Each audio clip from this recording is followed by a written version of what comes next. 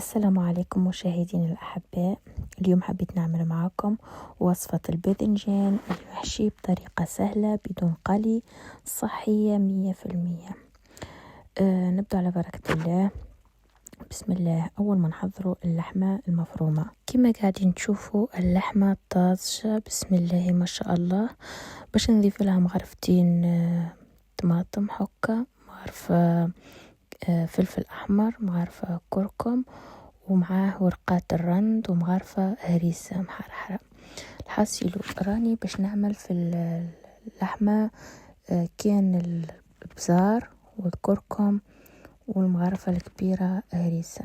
مانيش باش نعمل الطماطم باش نخليه للصوص من بعد اللي باش نمرق بها.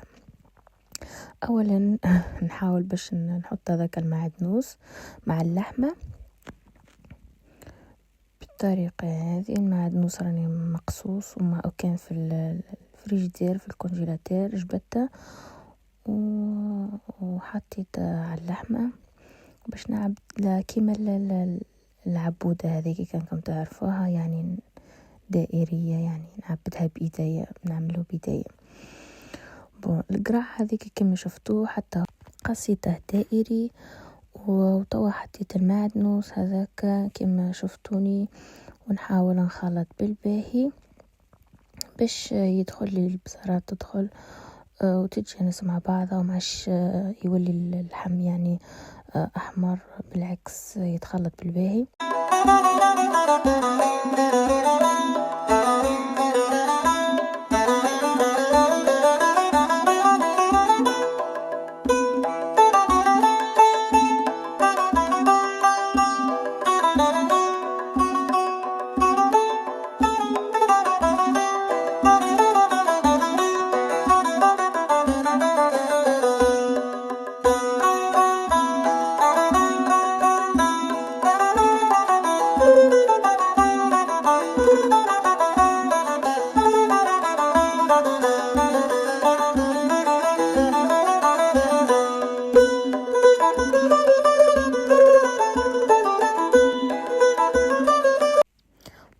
ونبدأ على بركة الله. الكعبة الأولى الباذنجان هذيك هي اللي باش نقيس عليها اللحمة اللي باش نعملها بيديا، اللي باش نفتحها بيديا. يعني نشد الوحدة باذنجان ونحاول الدورة متاع الباذنجان نفتحها يعني عليها بالضبط، نجيبها نفس الدائري. هذا كله راهو غير باش تجيني المنظر يعني جميل ومتوازن، يعني كل حاجة وبلاصتها